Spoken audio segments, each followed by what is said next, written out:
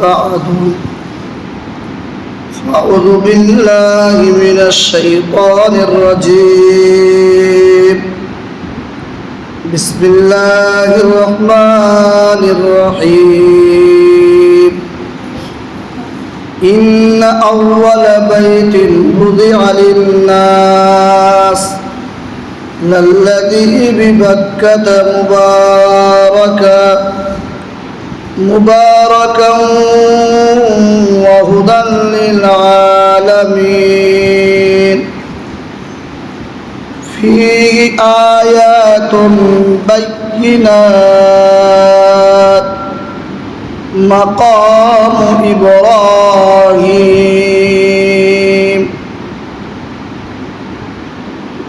صدق الله العظيم وصدق رسوله النبي الكريم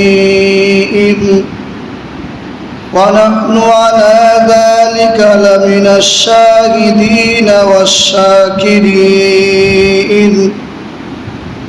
والحمد لله رب العالمين اللهم صل على محمد وعلى آل محمد كما صليت على إبراهيم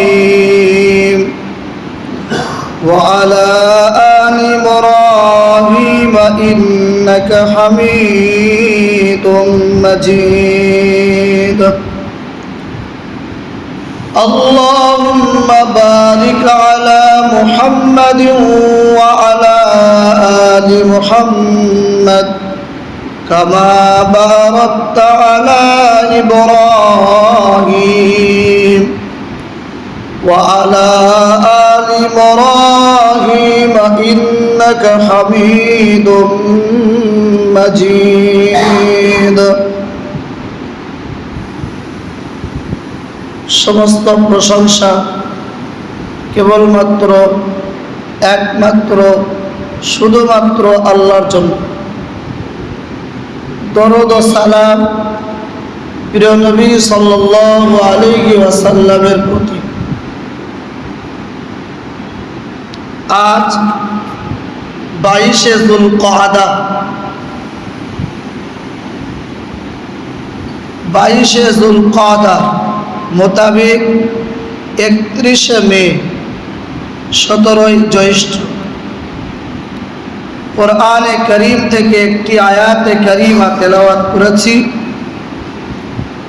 আল্লাহ পাক চাইলে সংক্ষিপ্ত আলাপ আলোচনা ইনশাআল্লাহ তাআলা। কোরআন শরীফ পারা নম্বর 4, আল্লাহ রাব্বুল আলামিন বলেন, ইন্না আউওয়ালা বাইতিন, পৃথিবীর সর্বপ্রথম ঘর, বুদিয়া লিন্নাস, যেটা মানুষের জন্য বানানো হয়েছে, মানুষের জন্য নির্বাচন করা হয়েছে, নির্ধারণ করা হয়েছে, লাল্লাযী বিবাক্কাতা, যেটি বাক্কা নামক শহরে অবস্থিত, ফীহি আয়াতুন মুবারাকান, যেটি অত্যন্ত বরকতপূর্ণ, ওয়া হুদাল লিল আলামিন, গোটা পৃথিবীর মানুষের জন্য হেদায়েত, ফীহি আয়াতুন বাইয়িনাত, এখানে আছে প্রকাশ্য নিদর্শনাবলী, মাকাম ইব্রাহিম, আছে এখানে মাকাম ইব্রাহিম।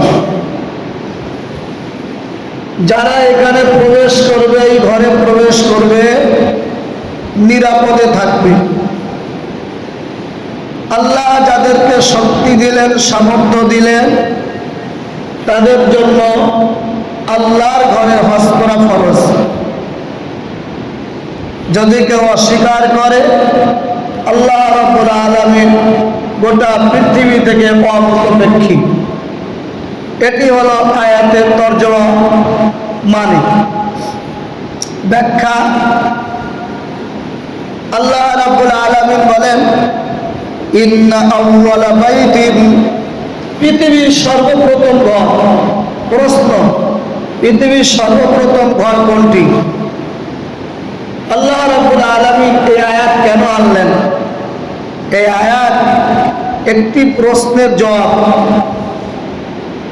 আল্লাহ রাসূল সাল্লাল্লাহু আলাইহি ওয়াসাল্লাম যখন মক্কা থেকে হিজরত করে মদিনায় চলে গেলেন, নবীজি 16 থেকে 17 মাস বাইতুল মুকাদ্দাসকে কিবলা মেনে বাইতুল মুকাদ্দাসের দিকে ফিরে নামাজ পড়তেন। কিন্তু মনে বড় আশা, মনে বড় তামান্না, আল্লাহ কাবা বাইতুল্লাহটা যদি কিবলা হতো, মসজিদে হারামটা যদি কিবলা হতো, মসজিদে হারামের দিকে ফিরে যদি নামাজ পড়তে পারতাম। দীর্ঘ অপেক্ষার পর আল্লাহ রাব্বুল আলামিন আয়াত নাযিল করে দিলেন, ও নবীজি, আপনি আপনার চেহারাটা ঘুরিয়ে দেন। ফাওয়াল্লি ওয়াজহাকা শাতরাল মাসজিদিল হারাম, আপনার চেহারাটা মসজিদে হারামের দিকে করে দেন। আর আপনাকে বাইতুল মুকাদ্দাসের দিকে ফিরে নামাজ পড়তে হবে না, মসজিদে আকসার দিকে ফিরে নামাজ পড়তে হবে না। এবার আপনি বাইতুল্লাহর দিকে ফিরে নামাজ পড়বেন। দুষ্ট মানুষের দুষ্টুমি সবসময় থাকে, হিংসুকেরা সবসময় হিংসা করে, একটু সুযোগ পেলেই হয়, একটু সুযোগ পেলেই হয়। নবীর চরম ও পরম দুশমন, জানি ও মানি দুশমন মদিনার ইহুদিরা। ওরা বলল, দেখো, যে লোকটা আজকে 17 মাস দীর্ঘদিন আমাদের বাইতুল মুকাদ্দাসের দিকে ফিরে নামাজ পড়লো, কি এমন হয়ে গেল যে সেই মানুষটাই আবার মসজিদে হারামের দিকে ফিরে নামাজ পড়ছে? অথচ আমাদের জানা মতে মসজিদে আকসা বাইতুল্লাহর আগের ঘর, মসজিদে আকসা বাইতুল্লাহর আগের ঘর। আগে মসজিদে আকসা হয়েছে, তারপরে বাইতুল্লাহ হয়েছে। আল্লাহ রাব্বুল আলামিন এই প্রশ্নের উত্তর দিতে গিয়ে বললেন, ও নবীজি, ইহুদিদের কথা শুনবেন না, ওরা মিথ্যা কথা বলছে। আমি আল্লাহ বলছি, ইন্না আউওয়ালা বাইতিন, পৃথিবীর সর্বপ্রথম ঘর কাবা বাইতুল্লাহ। আল্লাহ রাব্বুল আলামিন আদম নবী সৃষ্টি করার আগে এই পৃথিবীটা পানি আর পানি ছিল। পৃথিবী শূন্য, শুধু পানি আর পানি আর পানি আর পানি। পানির ঢেউ ঢেউ খেলতে খেলতে খেলতে খেলতে গেজা আর ফেনা এই তৈরি সুন্দর একটা জায়গা তৈরি হলো। আল্লাহ রাব্বুল আলামিন ফেরেশতাদেরকে পাঠিয়ে আল্লাহ বাইতুল্লাহ শরীফ নির্মাণ করলেন।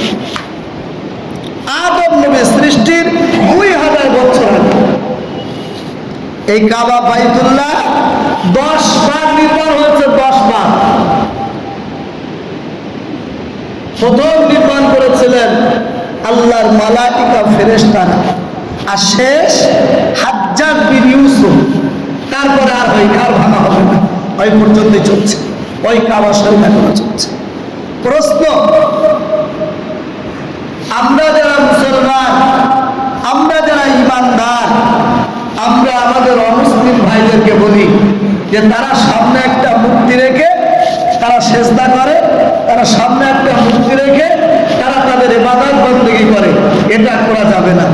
এখন ওরা যদি আমাদেরকে বলে যে তোমরাও তো একটা ঘরের সামনে রেখেই নামাজ পড়ো, তোমরা তো একটা ঘরকে একটা পাথরের বানানো একটা ঘর, ইট বালি সিমেন্টের বানানো একটা ঘর, সেই ঘর থেকেই সামনে রেখে তো তোমরাও নামাজ পড়ো। তোমরা কি এমন ভালো কাজ করলে আর আমরা কি এমন অন্যায় কাজ করলাম? জিনিসটা একই হলো। আমরা কাউকে সামনে রেখেই মাথাটা সেজদা করি, তোমরা পুরো একটা ঘরকে সামনে রেখে সেজদা করো, জিনিসটা একই হলো। উত্তর, আমরা পাথর বুঝি না, কাপড় বুঝি না, বালি বুঝি না, ইট বুঝি না, আল্লাহ রাব্বুল আলামিনের হুকুম বুঝি। আল্লাহ বলেছেন আমার কাবা বাইতুল্লাহের দিকে ফিরে নামাজ পড়ো। আমরা বিনা প্রশ্নে, বিনা কোশ্চেনে, কোনো প্রশ্ন না, কোনো দ্বিধা না, ওই দিকে ফিরে আমরা নামাজ পড়ব। আল্লাহ যদি বলতেন একটা গাছের দিকে ফিরে নামাজ পড়ো, আমরা তাই করতাম।